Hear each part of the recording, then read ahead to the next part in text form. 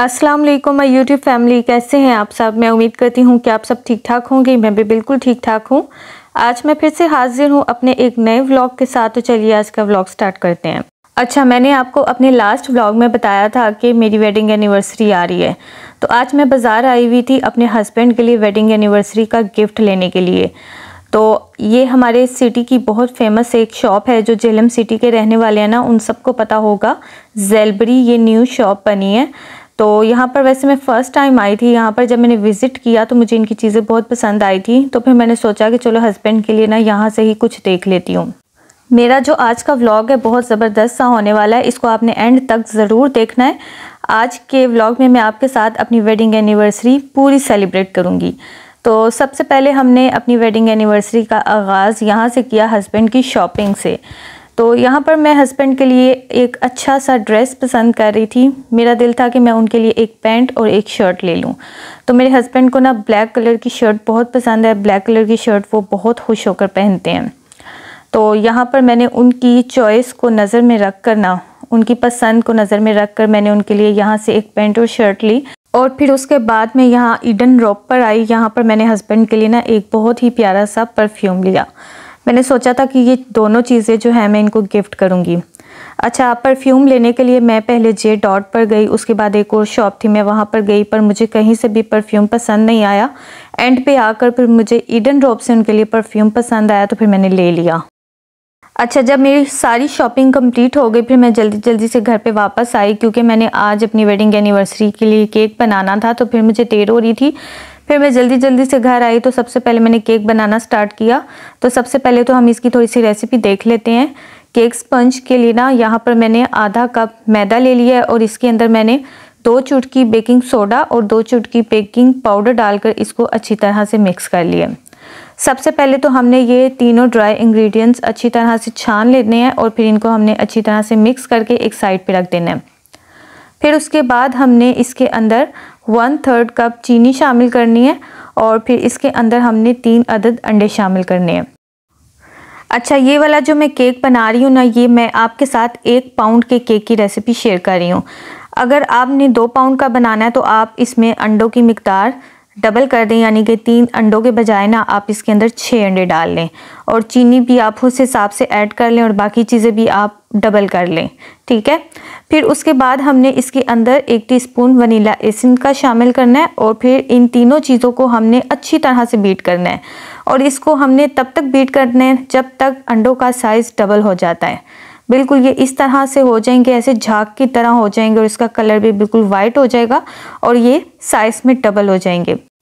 ये काम आप हैंड विस्क से भी कर सकते हैं, लेकिन उस चीज़ से आपको बहुत ज़्यादा टाइम लगेगा और आपकी बाजू भी थक जाएंगी। तो आप कोशिश कीजिए कि ये सारा काम जो है ना हैंड बीटर से कर लें। और फिर जब ये अच्छी तरीके से बीट हो जाएगा ना, तो फिर इसके अंदर हमने ड्राई इंग्रेडिएंट्स शामिल करने हैं। पहले तो मैंने आधे डालकर इसको अच्छी तरह से मिक्स कर लिया था, फिर उसके बाद मैंने दोबारा से इसके अंदर आधे डालकर इनको अच्छी तरह से मिक्स कर लिया था। अच्छा, जब आपने इसकी मिक्सिंग करनी है ना, तो आपने एक ही डायरेक्शन में इसकी मिक्सिंग करनी है, आगे पीछे आपने इसको घुमाते नहीं रहना। बस एक ही डायरेक्शन में इसकी अच्छे से मिक्सिंग कर लेनी है ताकि इसके अंदर मैदे की गुठलियाँ वगैरह ना बने। फिर उसके बाद यहाँ पर मैंने हार्ट शेप में जो मोल्ड मंगवाया था ना, इसके अंदर मैंने सारा अमेज़ा डाल देना है। अच्छा, मोल्ड के अंदर मैंने पहले से ही बटर पेपर लगा लिया था और इसको मैंने ऑयल से अच्छी तरह से ग्रीस कर लिया था, ताकि जब हमारा स्पंज अच्छे से बेक हो जाए ना, तो वो फिर आराम से मोल्ड से बाहर आ जाए। तो बहुत आराम से आप ये केक स्पंज घर में बना सकते हैं और आपको इसका रिज़ल्ट ऐसे मिलेगा जैसे आप बेकरी से केक लेकर आते हैं ना, बिल्कुल वैसा आपको इसका रिज़ल्ट मिलेगा। इसमें ना ही आपको कुकिंग ऑयल शामिल करना पड़ेगा और ना ही आपको इसमें बटर डालना पड़ेगा। बहुत ही कम इंग्रेडिएंट्स में आप अपने घर पे ये बहुत अच्छा सा केक बना सकते हैं। अच्छा, जब मैंने सारा अमेज़ा मोल्ड में डाल दिया था ना, तो फिर मैंने इसको थोड़ा सा टैप किया था ताकि इसके अंदर से जितनी भी हवा है ना सारी बाहर आ जाए और ये सारी तरफ एक जैसा बराबर हो जाए। जब ये बराबर होगा ना, तो फिर बड़े अच्छे तरीके से ये बेक हो जाएगा। फिर उसके बाद हमने दम पर इसको तकरीबन 1 घंटे के लिए अच्छी तरह से बेक कर लेना है। अच्छा, यहाँ पर ना मैं अपनी शादी की कुछ तस्वीरें आपके साथ शेयर कर रही हूँ।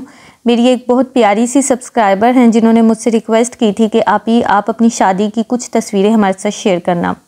तो ये मेरे हस्बैंड की तस्वीरें देखें, जब मेरी शादी हुई थी ना उस टाइम पे इनकी दाढ़ी नहीं थी, उस टाइम पे इनकी क्लीन शेव थी और ये इतने खूबसूरत लगते थे। और अब तो इन्होंने दाढ़ी रख कर ना बहुत ही अपने आप की लुक चेंज कर ली है। और साथ ही मेरी थोड़ी सी तस्वीरें हैं, तो चले आप मेरी शक्ल तो नहीं दे सकते लेकिन मेरा ड्रेस तो देख सकते हैं कि मैंने बारात और वलीमे पे क्या पहना था। तो बहुत यानी कि ना इंसान में चेंज आ जाता है, जब शादी होती है उस टाइम पे इंसान क्या होता है और जब माशाल्लाह बच्चे बड़े बड़े हो जाते हैं ना तो उस टाइम पे क्या होता है। तो ये हमारी शादी की ना थोड़ी सी तस्वीरें थी जो मैंने आपके साथ शेयर कर दी। अभी तो वैसे काफ़ी ज़्यादा थी लेकिन सारी मैं आपके साथ शेयर करती ना तो वीडियो कुछ एक्स्ट्रा ही लंबी हो जाती। अच्छा, यहाँ पर हमारा केक अच्छे से बेक हो चुका है, तो इसको पहले हम चेक कर लेते हैं। शाशलिक स्टिक की मदद से या टूथपिक की मदद से आप इसको चेक करें। अगर आपकी स्टिक बिल्कुल साफ़ सुथरी बाहर आई तो इसका मतलब है कि आपका केक बेक हो चुका है। तो इस केक को बेक होने में तकरीबन 45-50 मिनट्स लग गए थे, तो ये बहुत अच्छे तरीके से बेक हो चुका था। तो आपने एकदम से गरम गरम स्पंज को पैन में से नहीं निकालना। अगर आप इसको गरम गरम को निकाल देंगे ना तो ये फिर एकदम से टूट जाएगा। तो आपने इसको थोड़ी देर के लिए रेस्ट देना है, इसको थोड़ा सा ठंडा करना है, तो फिर आपने इसको पैन में से बाहर निकाल लेना है। मैं हमेशा अपनी वेडिंग एनिवर्सरी पे और बच्चों का बर्थडे वगैरह हो ना तो मैं ऐसे इवेंट पे ना मैं घर पर खुद केक बनाती हूँ। मैंने कभी बाज़ार से नहीं मंगवाया। मैं खैर इतनी ज़्यादा प्रोफेशनल नहीं हूँ, यानी कि बहुत प्रोफेशनल तरीके से मैं केक नहीं बनाती, लेकिन ये है कि मैं घर में अपनी यानी कि तरीके से केक अच्छे से अच्छा बनाने की कोशिश करती हूँ। तो ये देखें मेरी रेसिपी से कितना ज़बरदस्त सा ये मेरा केक का स्पंज रेडी हुआ है। इतना ज़्यादा ये सॉफ्ट था और इतना ज़्यादा ये मज़े का था। बिल्कुल ऐसा इसका टेस्ट होता है जैसे हम ये बेकरी से केक लेकर आते हैं ना, सेम टू सेम आपको इसका रिज़ल्ट वैसा ही मिलेगा। अच्छा, जब हमारा केक अच्छी तरह से ठंडा हो जाएगा तो फिर उसके बाद हमने केक को 2 लेयर्स में काट लेना है। मेरा जो केक है ना इसकी हाइट इतनी ज़्यादा नहीं है। अगर इसकी हाइट ज़्यादा होती ना तो फिर मैं इसको 3 लेयर्स में काट लेती, लेकिन मुझे इसकी हाइट इतनी ज़्यादा नहीं लगी तो फिर मैंने इसको 2 लेयर्स में ही काट लिया है, क्योंकि 2 लेयर्स में भी ये बहुत अच्छा सा बन जाएगा। अगर हम इसको 3 लेयर्स में काटेंगे ना तो फिर केक ख़राब हो जाएगा, फिर ये टूटना शुरू हो जाएगा। ये मैंने बाज़ार से केक बोर्ड मंगवा लिया था। लास्ट टाइम जो मैंने ऑनलाइन केक बोर्ड मंगवाया था ना वो तो साइज़ में बहुत ज़्यादा छोटा आ गया था। फिर मैंने ये बड़े से साइज़ में स्पेशल केक बोर्ड मंगवाया केक बनाने के लिए। अच्छा, यहाँ पर ना मैं केक के लिए शुगर सिरप बना रही हूँ। तो सिंपल हमने चीनी ले लेनी है, इसके अंदर हमने अपने हिसाब से पानी शामिल करके ना इसका हमने शुगर सिरप रेडी कर लेना है। तो ये जितने भी केक्स बनते हैं ना आप बाज़ार से भी जो लेकर आते हैं, ये बेकरी के जितने भी केक्स होते हैं ना वो लोग भी सब इस केक स्पंज के ऊपर शुगर सिरप लगाते हैं, जिसकी वजह से उनका केक बहुत ज़्यादा जूसी होता है, सॉफ्ट होता है और बहुत मज़े का होता है। अच्छा, जब हम केक बनाना शुरू करेंगे ना तो सबसे पहले हमने केक बोर्ड के ऊपर थोड़ी सी व्हिपिंग क्रीम लगानी है। व्हिपिंग क्रीम लगाने के बाद उसके ऊपर हमने केक की पहली लेयर रखनी है। अगर आप केक बोर्ड के ऊपर व्हिपिंग क्रीम नहीं लगाएंगे तो उसके बगैर आपका केक सारा बोर्ड के ऊपर से स्लिप हो जाएगा। तो व्हिपिंग क्रीम से ये फ़ायदा हो जाता है कि केक का स्पंज आपका क्रीम के साथ चिपक जाता है और वो फिर अपनी जगह से हिलता नहीं है। अच्छा, फिर उसके बाद हमने केक के ऊपर सारा शुगर सिरप लगा कर ना इसको अच्छे से सोक कर लेना है। अगर आप शुगर सिरप नहीं लगाएंगे ना तो आपका केक फिर अजीब सा ड्राई ड्राई बनेगा। शुगर सिरप लगाने से ना ये बहुत अच्छा सा जूसी सा और नरम नरम सा हो जाएगा। तो फिर उसके बाद हमने इसके ऊपर व्हिपिंग क्रीम लगानी है। अच्छा, आज मेरा बहुत दिल था कि मैं अपनी वेडिंग एनिवर्सरी का केक रेड कलर में बनाऊं, लेकिन मेरे साथ ऐसा हुआ कि जब मैंने व्हिपिंग क्रीम के अंदर रेड फूड कलर मिक्स किया ना तो वो कलर इतना कम था कि वो रेड होने के बजाय ना वो सिर्फ पिंक का ही उसने शेड दिया। फिर मैंने जैसे तैसे करके उस कलर को इसके अंदर ऐड किया और फिर मैंने इसको जैसा ही कलर आया ना मैंने वैसा ही केक बना लिया।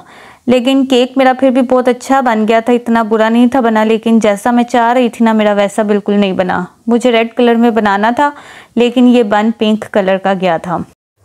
अच्छा, जब मैंने केक की पहली लेयर के ऊपर व्हिपिंग क्रीम लगा ली ना तो फिर उसके बाद मैंने इसके ऊपर केक की दूसरी लेयर रखी और उसको भी मैंने शुगर सिरप से अच्छी तरह से सोक कर लिया। केक को सोक करने के बाद अब हमने केक को चारों तरफ से ना व्हिपिंग क्रीम से अच्छी तरह कवर कर लेना है। इसको हमने बिल्कुल यानी कि नीट एंड क्लीन हमने इसको कवर करना है, कहीं से भी कोई भी जगह खाली नहीं रहनी चाहिए।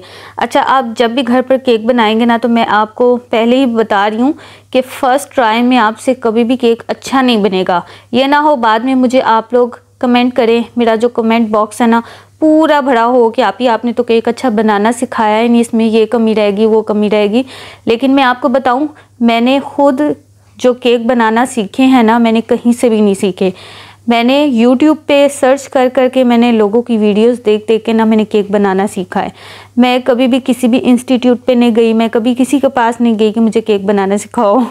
तो मैंने भी ना ऐसे ही YouTube से सर्च कर कर के ना मैंने ऐसे ही घर में केक बनाना सीख लिया है। जब मेरा चैनल नहीं था ना, तो उस टाइम पे मैं घर के काम वगैरह करके जब बिल्कुल फ्री हो जाती थी ना, तो फिर मेरे पास जो टाइम बच जाता था ना, फिर मैं अपना जो एक्स्ट्रा टाइम होता था ना, फ्री टाइम होता था, मैं ऐसे कामों में अपना टाइम ज़ाया करती थी। मुझे बेकिंग का इतना ज़्यादा क्रेज़ है ना, स्पेशल मुझे केक डेकोरेशन का बहुत ज़्यादा शौक़ था। तो मेरे बच्चे थे, मैं घर से बाहर तो जा नहीं थी सकती, बस मेरी कोशिश यही होती थी कि घर में मैं रह कर जितना सीख सकती हूँ ना, या जितना कर सकती हूँ मैं उतना करूँ। तो फिर मैंने गूगल से तस्वीरें निकाल कर, वहाँ से केक डेकोरेशन देख देख कर, फिर यूट्यूब पर मैंने सर्च कर के मैंने लोगों की वीडियोस देख देख कर ना मैंने घर में केक बनाना सीख लिया।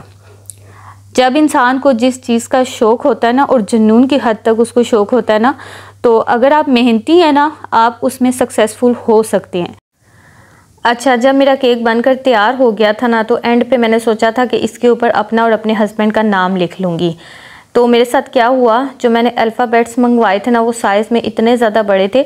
जब उन अल्फ़ाबेट्स की मदद से मैंने इसके ऊपर निशान लगाए ना, तो उनका साइज़ बहुत ज़्यादा बड़ा था।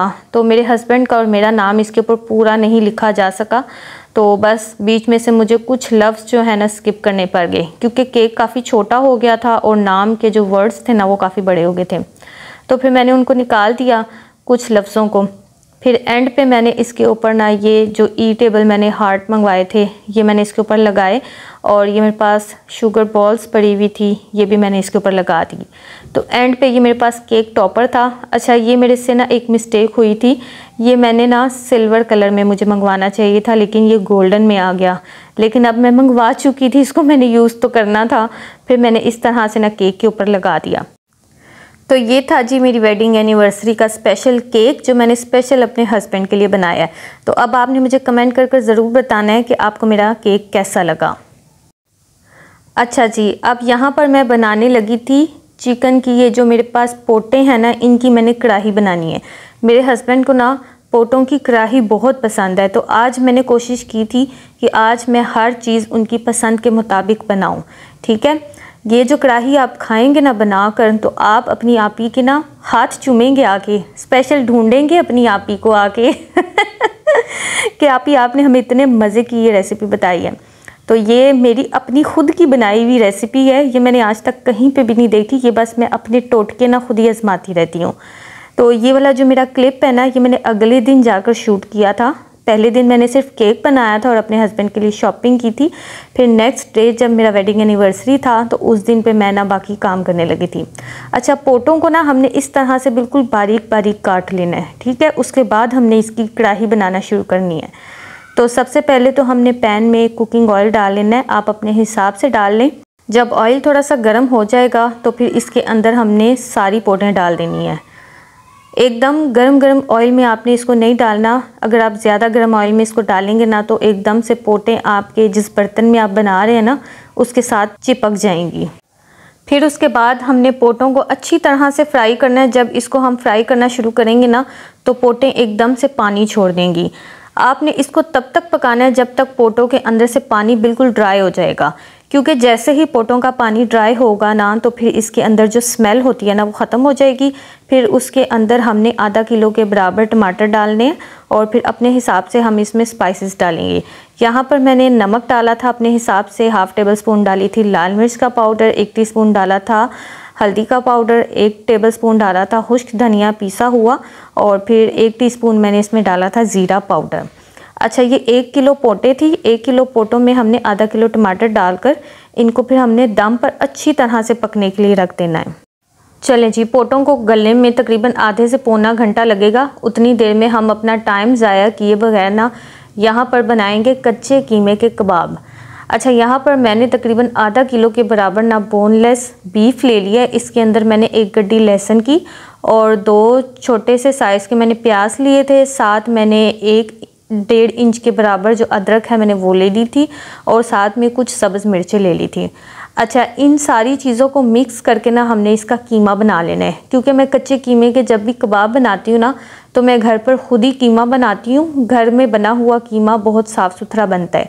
मुझे काफ़ी सारे लोग हैं जो कहते हैं आप कीमे को तो धोती नहीं हैं, ये करती हैं वो करती हैं, लेकिन उनको ये नहीं पता होता कि वीडियो के बैक पे क्या चल रहा होता है। लोग अजीब बगैर सोचे समझे कमेंट कर देते हैं।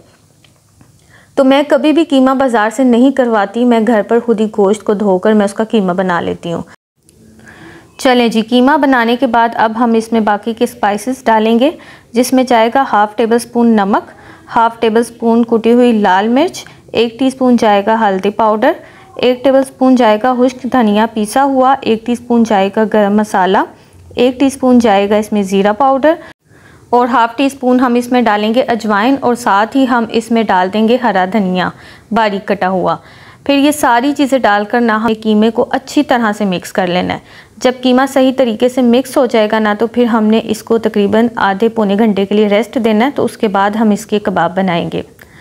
चलें जी, जितनी देर में हमने कबाबों के लिए कीमा रेडी किया, उतनी देर में यहाँ पर मेरी पोटें भी अच्छे तरीके से गल चुकी थी। अच्छा, जब पोटें अच्छी तरह से गल जाएंगी ना, उसके बाद हमने पोटों की अच्छी तरह से भुनाई करनी है, ताकि इसके अंदर से जो ऑयल है ना वो सेपरेट हो जाए। फिर एंड पे हमने इसके अंदर डालनी है बारीक कटी हुई अदरक और सब्ज़ मिर्चें। अच्छा, अदरक और सब्ज़ मिर्चों से ही इसका बहुत मज़े का टेस्ट बनेगा। इसमें ना ही आपने लहसुन डालना है और ना ही आपने इसमें प्याज डालनी है। ये दोनों चीज़ें आप नहीं डालेंगे इसमें, बस आपने पोटों की अच्छी तरह से भुनाई करनी है। भुनाई करने से ही इसकी स्मेल दूर हो जाएगी। फिर एंड में इसके ऊपर हमने डाल देना 1 टीस्पून गरम मसाला और साथ हम डाल देंगे सब्ज़ धनिया। ये सारी चीज़ें डालकर हमने इनको दोबारा से अच्छे तरीके से भून लेना है। चलें जी, पोटें हमारी बनकर तैयार हो चुकी हैं। तो ये देखें पोटों की फ़ाइनल लुक। बहुत मज़े की ये पोटों की कढ़ाई बनती है और ये बहुत यूनिक सी रेसिपी है जो मैंने आपको सिखाई है। तो आप ये एक बार बनाकर इसको ज़रूर ट्राई करना। अच्छा, जब मेरी पोटें बन चुकी थी ना, तो उसके बाद यहाँ पर मैं बनाने लगी थी चिकन मलाई टिक्का। अच्छा, इसकी रेसिपी मैंने आपके साथ शेयर नहीं की, क्योंकि अगर मैं इसकी भी रेसिपी आपके साथ शेयर करती ना, तो मेरा व्लॉग बहुत ज़्यादा लंबा हो जाता। पहले ही मेरा आज का व्लॉग बहुत लंबा हो चुका है, फिर आप लोग पूरा नहीं देखते तो बीच में से ही उसको छोड़ के भाग जाते हैं। तो यहाँ पर आज जो मलाई टिक्का था ना, वो मैं तवे पे बना रही थी और दूसरी साइड पे जो हमने कच्चे कीमे के कबाब का मसाला रेडी किया था ना, उसके हम कबाब बना लेंगे। अच्छा, मेरा आज का जो डिनर का मेन्यू था ना, मैंने सारा अपने हस्बैंड की पसंद का रेडी किया था। मेरे हस्बैंड को कच्चे कीमे के कबाब भी बहुत पसंद हैं, चिकन मलाई टिक्का भी बहुत पसंद है, पोटों की कढ़ाई भी बहुत पसंद है। और इसके अलावा भी मैंने एक और चीज़ बनाई थी, वो भी मैं आपको आगे चलकर बताती हूँ। तो यहाँ पर आप मेरे मलाई टिक्का की और मेरे कच्चे कीमे के कबाब की फ़ाइनल लुक देख लें। जब मेरी ये दोनों चीज़ें बनकर तैयार हो चुकी थी ना, तो फिर मैंने इनको फॉइल पेपर में कवर कर दिया था। फॉइल पेपर का ये एक फ़ायदा होता है कि इसमें आपकी चीज़ जल्दी जल्दी से ठंडी नहीं होती। तो मेरे हस्बैंड और अब्बू आने वाले थे, बस मेरा इस टाइम पे मैं बहुत कोशिश कर रही थी कि जल्दी जल्दी से मैं अपनी सारी कुकिंग करके फ़ारिग हो जाऊँ। और साथ मेरी पूरी कोशिश थी कि मैं अपने हस्बैंड के आने से पहले ना आज रेडी हो जाऊँ। मैंने अपना एक व्लॉग लगाया था, तो सरप्राइज़ डिनर मैंने अपने हस्बैंड को दिया था। तो वहाँ पर मेरी एक सब्सक्राइबर थी, मुझे उनकी बात बहुत पसंद आई थी। उन्होंने मुझे बोला कि आपने इतना अच्छा सब कुछ अरेंज किया, बस आपने एक मिस्टेक की है कि आप खुद रेडी नहीं हुई। तो वाकई मेरी नेचर ऐसी है कि मैं अपने आप पर इतना ध्यान नहीं देती, बस मैं हर किसी की पसंद का, हर किसी की खुशी का ख्याल रखती हूँ। मैं एक ऐसी बंदी हूँ कि मैं सबके लिए अपनी जान कुर्बान करने वाली बंदी हूँ। मैं अपना बिल्कुल भी ध्यान नहीं रखती। तो मुझे उनकी वो चीज़ बहुत पसंद आई थी। आज मैंने उनकी बात को बिल्कुल अपने दिमाग में बिठा के रखा था कि आज जो है मैंने अपने हस्बैंड के लिए रेडी होना है। तो वो जो भी थी ना, मुझे उनकी बात बहुत पसंद आई थी। मैं फिर भी उनका थैंक यू बोलती हूँ। जिन्होंने मुझे वो बात बोली थी ना, वो मेरा अगर मैसेज सुनेंगी ना, तो मैं उनके लिए स्पेशल थैंक यू बोलती हूँ कि आपने मुझे ये चीज़ समझाई है कि मुझे अपने आप पे भी थोड़ा सा ध्यान देना चाहिए। अच्छा, यहाँ पे साथ में मैंने नूडल्स और मैक्रोनी मिक्स कर बना ली थी। ये भी बहुत मज़े की बनती हैं। इन दोनों चीज़ों को आप मिक्स कर बनाना, बहुत मज़ा आएगा आपको। अच्छा, इसकी रेसिपी आज मैंने इसलिए आपके साथ शेयर नहीं की क्योंकि इसकी रेसिपी मैं 1-2 दफ़ा पहले भी शेयर कर चुकी हूँ। तो मुझे ऐसा लगता है कि फिर जब आप बार बार एक चीज़ देखेंगे ना, तो फिर आप बोर हो जाएंगे। तो बस इसीलिए मैंने ना आपके साथ इसकी रेसिपी शेयर नहीं की। अच्छा, आज जब मैंने खाना खाया ना, तो आज मैंने खाने में और कुछ भी नहीं था खाया, मैंने सिर्फ ये नूडल्स और मैक्रोनीस खाए थे, क्योंकि मेरा अभी भी गला इतना यानी कि बेहतर नहीं हुआ, इतना ठीक नहीं हुआ, तो मेरे से कोई चीज़ नहीं खाई जाती। तो ये फिर मुझे थोड़ी सी नरम नरम सी लगी थी, फिर मैंने ये खा ली। तो यहाँ पर मैक्रोनीस और नूडल्स भी हमारे रेडी थे, और फिर लास्ट में मैंने ना पोटों की कढ़ाई भी बाउल में डाल दी थी। अच्छा, मैं जब भी घर पे पोटों की कढ़ाई बनाती हूँ ना, तो इसके साथ फिर मैं तंदूरी पराठे लगवाती हूँ। आज मेरा बहुत दिल था कि घर में ना अपने तंदूर में ही तंदूरी पराठे लगाऊं, लेकिन टाइम बहुत कम होने की वजह से मैं इतनी ज़्यादा यानी कि बिज़ी थी, फिर मुझे तंदूरी पराठे लगाने का टाइम नहीं मिला। तो फिर मैंने सोचा कि चलो आज तंदूरी पराठे रहने ही देती हूँ, चुप करके ना बाज़ार से रोटियाँ ही मंगवा लेती हूँ। तो यहाँ पर देखिए मेरी मज़ेदार सी पोटों की कढ़ाई भी रेडी हो चुकी थी। जब मेरा सारा खाना रेडी हो चुका तो फिर मैंने जल्दी से टेबल लगा लिया। जब मैं कुकिंग कर रही थी उस दौरान दुआ ने फटाफट से बर्तन सेट कर लिए, सारा टेबल सेट कर लिया, फिर मैंने जल्दी से टेबल पे खाना लगा लिया। तो ये देखिए मेरी मज़े मज़े की डिशेस, मेरा ज़बरदस्त सा होममेड केक जो मैंने अपने हस्बैंड के लिए स्पेशल बनाया है, और आज का जितना भी सारा खाना था ना, वो भी सारा मैंने अपने हस्बैंड की पसंद का बनाया है। मेरे हस्बैंड कहते थे कि हम बाहर डिनर पर चलेंगे, तो फिर मैंने उनसे कहा कि वेडिंग एनिवर्सरी साल में सिर्फ एक दफ़ा आती है, तो इस इवेंट पे मैं जितना भी खाना होगा ना, मैं खुद अपने हाथों से आपके लिए बनाऊंगी। जब हम खाना खाने के लिए टेबल पर बैठे ना, तो सबसे पहले हमने अपना वेडिंग एनिवर्सरी का केक काटा। माशाल्लाह से हमारी शादी को 14 साल हो गए हैं। 8 अक्टूबर को हमारी शादी हुई थी, तो 8 अक्टूबर को माशाल्लाह से हमारी शादी को 14 साल हो चुके हैं। और आज भी मुझे ऐसा लगता है कि जैसे 14 साल नहीं 14 दिन गुजरे हैं, यानी कि हमारी ज़िंदगी में माशाल्लाह से इतनी यानी कि हमारी अच्छी ज़िंदगी गुजर रही है। मेरे हस्बैंड बहुत अच्छे हैं, मैं इनकी जितनी ज़्यादा तारीफ़ करूँ ना, ये उतनी ही कम है। माशाल्लाह ये बहुत अच्छे हैं, बहुत केयरिंग है, बहुत लविंग है। अल्लाह ताला इनका साथ हमेशा इसी तरह से रखे, इनका साया हमेशा मेरे सर पर सलामत रखे। बस आप अपनी आप ही के लिए दुआ करते रहा करिए। चलें जी, अपनी लाइफ का एक्सपीरियंस बताएं, कैसी गुजरी आपकी शादी 14 साल कैसे गुजारे? जैसे नॉर्मल हर बंदे की होती है, मतलब नहीं मान, सही सही बताना है, सच झूठ सब बताना है। नहीं मतलब एक बेहतरीन टाइम गुजरा है। अच्छा बताएं, मेरी तारीफ भी करें ना थोड़ी सी। बेहतरीन टाइम गुजरा, उसमें क्या तारीफ? मैं आपकी नज़र में कैसी लाइफ पार्टनर हूँ? मेरा वो पक्का हुआ है, फिर से बोलने नहीं जा रहा है। परफेक्ट। अच्छा हाँ। मेरी बुरी आदत बताएं और अच्छी आदत भी बताएं। बुरी आदत स्लो मोशन हो, अल्लाह तो बस। अच्छी आदत के केयरिंग हो। स्लो मोशन भी किधर से हूँ बताएं जरा। बोलता हूँ ना, 4 बच्चे आपके संभाले में, पूरा घर संभाला हुआ है। वो अक्सर कुछ कहते हैं ये कर दें तो वो आधे घंटे बाद जाके वो काम होता है ना, उस मामले में स्लो मोशन। तो बस तक ये तो तारीफ ना हुई, ये तो फिर आपने मुझे बातें सुना दी। एक मतलब बुरी बात बतानी थी, एक अच्छी बात।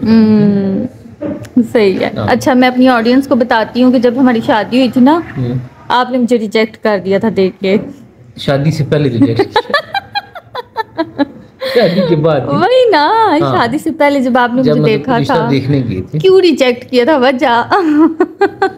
भाई छोटी थी तुम बहुत, मेरे हिसाब से, मेरी एज के हिसाब से तुम छोटी थी। हाँ तो भाई लोग शुक्र करते हैं छोटी उम्र की बीवी मिले तो। मैं कह रहा था मेरे से बहुत छोटी है तो। अच्छा सही है, ठीक है। और आपको मेरे से कोई शिकायत हो? नहीं। सही है। अच्छा मुझसे नहीं पूछेंगे? मुझसे नहीं पूछेंगे आपकी खूबियाँ और खामियाँ? हाँ तुम भी बता। अच्छा मेरी ऑडियंस ने सही गैस किया कि भाई बड़े गुस्से वाले हैं। ये बात 100% उन्होंने सही बोली है। गुस्से वाला क्या, सींग निकले हुए मेरे? सींग नहीं, ये मुझे पता है आप कितने गुस्से वाले हैं। और अच्छे, इस बात में वाकई अच्छे तो आप बहुत ज़्यादा हैं, ये तो मैं मानती हूँ, बहुत अच्छे हैं, इसमें कोई शक नहीं। कहते ना चिराग लेके भी बंदा ढूंढो तो नहीं मिलता। इतनी तारीफें नहीं करते, नजर लग जाती। नजर किस बात की लगनी है? कोई नहीं, नजर लग जाती। नहीं मेरे से कोई पूछे तो वाकई में ये बात बिल्कुल सही है, चिराग लेके भी ऐसा बंदा नहीं कहीं मिलेगा मुझे। बस एक धोखा दिया था आपने मुझे, शादी से पहले क्लीन शेव थी, बाद में दाढ़ी रख ली। नहीं उस वक्त मैं भी छोटा था ना तो। ओ इतने भी काके नहीं थे। इतने भी काके नहीं थे, आपके सामने मैं बड़ी छोटी थी। नहीं वो तस्वीरें देख के सारों को पता लग जाएगा कौन कितना काका था, कितना नहीं था। सही है, ठीक है। चले फिर अपनी यानी कि 14 साल का एक्सपीरियंस आपका बड़ा अच्छा गुजरा है, यानी कि मेरे जैसी बीवी आपको कहीं नहीं मिलेगी। नेक्स्ट तो अल्लाह की हाथ में। वाकई पहली और आखिरी मैं ही हूँ, अच्छा ना, इसके अलावा कोई भी नहीं है। इंशाल्लाह के मतलब अगर अल्लाह ने चाहा। हाँ सही है, ठीक है। चले ठीक है, थैंक यू, शुक्रिया बहुत बहुत आपका, इतना अच्छा इंटरव्यू दिया है। ले जी, आपने अपने भाई के सारे ख्यालात सुन लिए होंगे। अच्छा फिर उसके बाद ना मेरे हस्बैंड ने ना मुझे मेरे लिए लेकर आए थे, बुके लेकर आए थे, बड़ा खूबसूरत सा। उनको पता है इसको फ्लावर्स बड़े पसंद हैं, तो जब भी मेरा बर्थडे होता है या वेडिंग एनिवर्सरी होती है ना, मेरे लिए ज़रूर ये बुके लेकर आते हैं। और फिर उसके बाद मेरे लिए गिफ्ट लेकर आए थे। तो हमेशा की तरह इन्होंने मुझे अपनी पसंद का मेरे लिए ड्रेस लेकर आए थे। अभी मैंने वैसे खोला नहीं है, मैं खोलूँगी तो आपको नज़र आ जाएगा।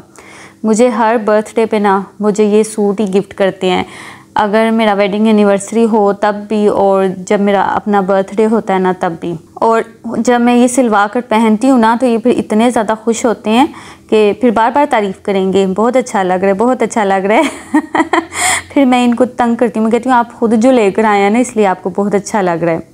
फिर उसके बाद मैंने अपने हस्बैंड को गिफ्ट दिए जो मैं उनके लिए लेकर आई थी।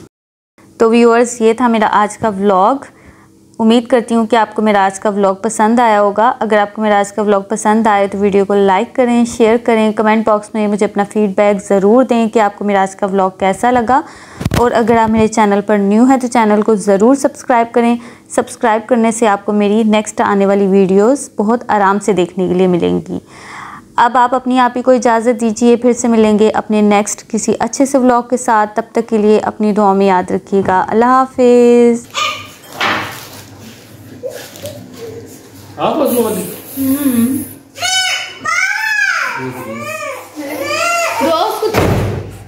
उसको दे दो, कैसी है इसमें?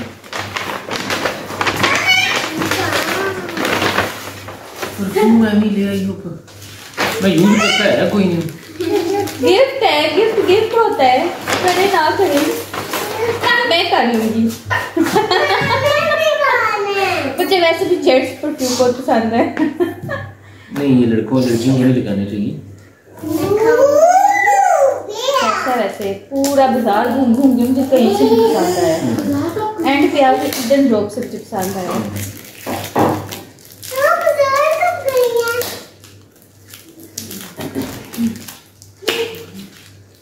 पैंट शर्ट अच्छी है ना?